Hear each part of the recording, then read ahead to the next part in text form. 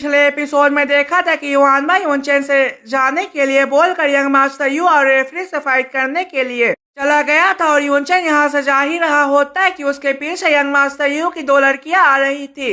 उन्हें देखकर युनचेन फाइट के लिए तैयार हो गया था। अब आगे तो एपिसोड की शुरुआत में हमें दिखाया जाता है कि जो युनचेन को केयरफुल रहने को बोलती है तो युनचेन उससे बोलता है कि तुम चिंता मत करो, क्योंकि जब तक मैं यहाँ हूँ तुम्हें कोई भी हर्ट नहीं कर पाएगा। तभी उनमें से एक लड़की बोलते है कि सिस्टर ये लड़का गुड लुकिंग है, तो दूसरी लड़की बोलती है कि तो इस वजह से इसे हम जिंदा पकड़ेंगे और अपने तरीके से इसे मारेंगे। और ये कहकर वो लड़की अपने पावर का यूज करके जमीन में अपने पैर को मारती, तो इसकी वजह से युनचेन के आगे जमीन से स्पाइक निकलती है। तो युनचेन इस स्पाइक को बहुत मुश्किल से डॉज कर पाता है। तभी गोल्डन हेयर वाली लड़की अपने पावर को अपने हाथ में रिलीज करते हुए बोलती है कि सिस्टर इसने आपके अटैक को डॉज कर लिया है, इसलिए अब मैं इसके ऊपर अटैक करती हूँ। तो ये सुनकर रेड बालों वाली लड़की उससे बोलती है कि मैं भी देखती हूँ कि तुम क्या कर सकती हो। तभी गोल्डन बालों वाली लड़की अपने पावर का इस्तेमाल करके जमीन से बहुत सारे स्पाइक निकालती है जो युनचेन को चारों तरफ से घेर लेती। तभी गोल्डन बालों वाली लड़की इन स्पाइक से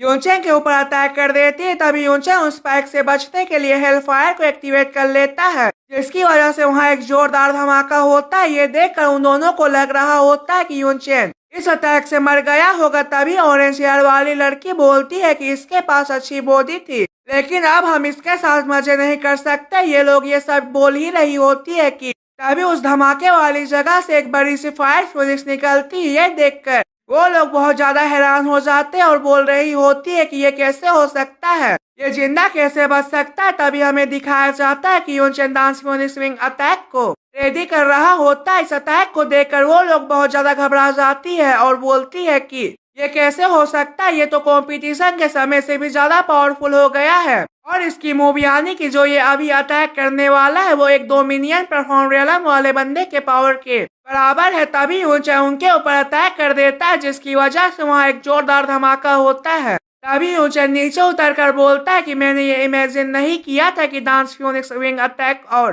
हेलफायर को एक साथ मिलाकर अटैक करने से ये अटैक इतनी पावरफुल हो जाएगी, लेकिन इस अटैक को यूज करने के लिए मेरी बहुत ज्यादा पावर यूज होती है, इसलिए अगर मैं दोबारा इस अटैक को यूज करूंगा तो मेरी पूरी पावर खत्म हो जाएगी। तभी जू युनचेन के पास आकर बोलती है कि ब्रदर युन क्या आप ठीक है। तो युनचेन जू के सर पर हाथ रखकर उससे बोलता है कि चिंता मत करो जू, मैं ठीक हूँ, लेकिन हमें यहाँ से जल्दी निकलना होगा। तो जू इसके लिए मान जाती है और वो दोनों यहाँ से जाने लगते हैं। फिर हमें नेक्स्ट सीन में युआनबा को दिखाया जाता है जो बहुत बुरी हालत में जमीन में पड़ा हुआ होता है और उसका एक बाजू भी कटा हुआ होता है। तभी रेफरी बोलता है कि ये बच्चा तो बहुत ज्यादा टफ था, यहाँ तक कि हमें इसे हराने में बहुत समय लग गया था, इसलिए इमोर्टल वुकांग के पास बहुत इम्प्रेसिव डिसाइबल है। तभी यंग मास्टर यू बोलता है कि चलो अब हमें यहाँ से चलना चाहिए, क्योंकि आज किसी भी हालत में मुझे जू को अपना बनाना है। तो रेफरी बोलता है कि तुमने सही कहा, हमें यहाँ से जल्दी चलना चाहिए। तभी युआनबा उन दोनों से बोलता है कि तुम्हें ये किसने कह दिया कि तुम यहाँ से जा सकते हो। और युआनबा ये कहकर अपने हाथ में पावर को रिलीज करते हुए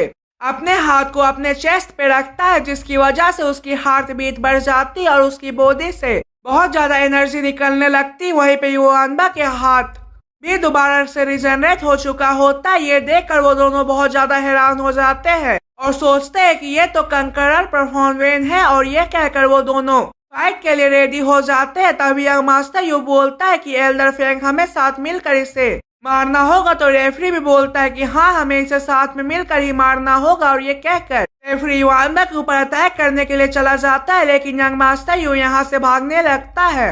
ये देखकर रेफरी उससे बोलता है कि यंग मास्टर इसका क्या मतलब है। तभी युआनबा उससे बोलता है कि इसका मतलब ये है कि वो तुमसे ज्यादा स्मार्ट है। और युआनबा ये कहकर उसके ऊपर अटैक कर देता है। तो रेफरी उससे बोलता है कि तुम किस टाइप के मॉन्स्टर हो। और रेफरी ये कहकर जमीन में गिर जाता है और वो वहीं पे मर जाता है। तभी युआनबा के मुंह से खून निकलने लगते है। तो युआनबा घुटनों के बल बैठ कर बोलता है कि ब्रदर इन लो, आपने मुझे जैसा करने को कहा था मैं वैसा ही करूंगा। और वो ये कहकर अपने पास से परफॉर्म जेड स्टोन को निकालकर उसे तोड़ देता है, जिसकी वजह से वहाँ एक पोर्टल खुलता है और वो उस पोर्टल के अंदर चला जाता है। उसी समय हमें फ्यूरिस पैलेस का सीन दिखाया जाता है। वहाँ आसमान में वैसे ही पोर्टल ओपन होती है और उस पोर्टल से युआनबा निकल कर सीधे जमीन में जाकर गिरता है। तो उसे देखकर सभी लोग उसको चारों तरफ से घेर लेते। तभी उनमें से एक बंदा युआनबा को पहचान लेता है और बोलता है कि ये तो इमोर्टल वुकांग का डिसाइबल है, और वो अपने लोगों से बोलता है कि जाओ और इम्पेरियल फिजिशियन को यहाँ लेकर आओ। अगर इसे कुछ हो गया तो इमोर्टल वुकांग इसके लिए हमें ब्लेम करेंगे। तो ये सुनकर उसके लोग इम्पेरियल फिजिशियन को लेने के लिए चले जाते हैं। वहीं पे हमें फिर से एंशिएंट मिस्टिक अर्क का सीन दिखाया जाता है, जहां यूनचेंग प्रिंसेस को लेकर आगे की तरफ जा रहा होता है कि तभी जैस्मिन यूनचेंग को नीचे देखने के लिए बोलती है। तो यूनचेंग जैस्मिन की बात को सुनकर ऊपर की तरफ जंप कर देता है। तभी जमीन के अंदर से एक बड़ी सी स्नेक निकल कर यूनचेंग के ऊपर अटैक कर देती है। तो यूनचेंग उससे बड़ी मुश्किल से डॉज करके साइड में लैंड करके जो उसे बोलता है कि जो तुम चिंता मत करो, मैं इससे डील कर लूंगा। फिर यूनचेंग उससे बोलता है कि जो तुम ठीक तो हो ना।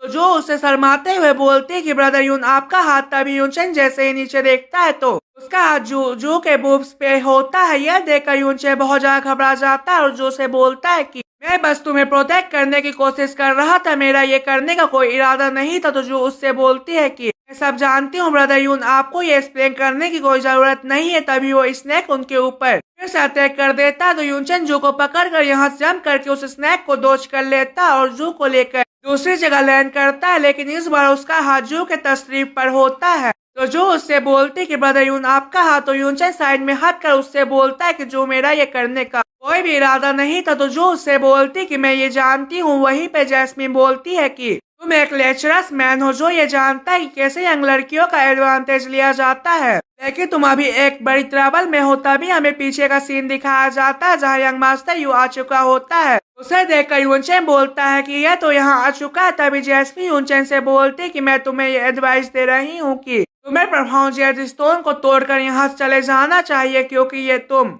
इसके मैच के नहीं हो। वहीं पे हमें पीछे का सीन दिखाया जाता है जहाँ वो स्नैक यंग मास्टर यू को देखकर यहाँ से भाग जाता है। तभी जो यूनचेंग से बोलती है कि ब्रदर यून, मैं आपके लिए बर्डन नहीं बनना चाहती हूँ, इसलिए आप मुझे मारकर यहाँ से जल्दी से निकल जाए। तो ये सुनकर यूनचेंग जो के हाथ को पकड़कर उससे बोलता है कि मैं किसी को भी तुम्हें हर्ट नहीं करने दूंगा। ये सुनकर जो शर्माते हुए यूनचेंग से बोलती कि ब्रदर यून, क्या ये करना आपके लिए वर्थ होगा। तो यूनचेंग बोलता है कि मैं यह नहीं जानता हूँ कि ये मेरे लिए वर्थ होगा या नहीं, लेकिन मैं अपने दिल की बात को सुन रहा हूँ। और यूनचेंग ये कहकर अपने स्वord को जमीन में रखकर यंग मास्टर को फाइट के लिए चैलेंज कर देता है। तो ये सुनकर यंग मास्टर यू जमीन में लैंड करता है। तो वहाँ एक जोरदार धमाका होता है और यंग मास्टर यू धमाके के अंदर से बाहर आते हुए बोलता है कि लिटिल जू, फाइनली मैंने तुम्हें खोज ही लिया। तो ये सुनकर जू उससे गुस्से में बोलती है कि जू, कोई ऐसी वैसी नाम नहीं है जो कोई भी मुझे इस नाम से बुला सके, केवल मेरे फादर और ब्रदर यून ही मुझे इस नाम से बुला सकते। तो यह सुनकर यंग मास्टर यू उससे बोलता है कि लिटिल जू, तुम इनोसेंट और यंग हो, इसलिए ये नॉर्मल है कि तुम्हें कोई भी चीट कर सकता है, लेकिन जब मैं इस ब्लू मिन एम्पायर की चीटी से डील कर लूंगा उसके बाद तुम्हें ये पता चल जाएगा कि असली मर्द कौन है। लेकिन तुम चिंता मत करो, क्योंकि मैं तुम्हारे साथ जेंटल रहूंगा। और वो ये कहकर यूनचेंग के ऊपर अटैक करने के लिए आते हुए यूनचेंग से बोलता है कि प्रोफॉन अर्थ के कमजोर इंसान। और तो ये देखकर जो यूनचेंग को केयरफुल रहने के लिए बोलती। तो यूनचेंग अपने स्वord को निकालकर यंग मास्टर यू से बोलता है कि तुम मुझे मारने की कोशिश कर रहे हो। और यूनचेंग ये कहकर अपने पावर को रिलीज करते हुए उससे बोलता है कि लेकिन मुझे मारना इतना भी आसान नहीं है। तभी वहां पर कोई हंसते हुए बोलती है कि इतना गुस्सा होने की कोई जरूरत नहीं है। इस आवाज को सुनकर यूनचेंग बोलता है कि ये तो आवाज एल्डर जी की है। तभी जी कियानो नीचे आकर उन दोनों को रुकने के लिए बोलती। तो यंग मास्टर यू उससे बोलता है कि मेरे रास्ते में मत आओ। वहीं पे यूनचेंग जी कियानो को ग्रेट करता है। ये देखकर जी कियानो मुस्कुराते हुए बोलती है कि लिल यूनी बहुत ज्यादा बिहेव पर्सन है, लेकिन और वो गुस्से से यंग मास्टर यू से बोलती है कि तुम अभी तक एक ब्राजीलियन हो। तो ये सुनकर यंग मास्टर यू बोलता है कि जी कियानो, क्या तुम मुझे डरा रही हो। और वो ये कहकर अपने फैन से उसके ऊपर अटैक करके उससे बोलता है कि लेकिन मुझे इससे कोई फर्क नहीं पड़ता। तो यंग मास्टर यू का अटैक सीधे जी कियानो के तरफ जा रहा होता है। तो ये देखकर जी कियानो अपने पावर का यूज करके अपने हाथ में एक फ्लावर के लीफ को ले आती है और उससे पकड़कर उससे बोलती कि अगर तुम मुझसे फाइट करना चाहते हो तो ये ठीक है। और वो ये कहकर अपने लीफ को उसके अटैक की तरफ भेज देती है और वो लीफ जाकर यंग मास्टर यू के अटैक को डिस्ट्रॉय कर देता है। तो गाइस एपिसोड यहीं पे खत्म होता है। अगर आपको वीडियो अच्छी लगी हो तो लाइक शेयर सब्सक्राइब जरूर कर दीजिएगा। तब तक के लिए अलविदा।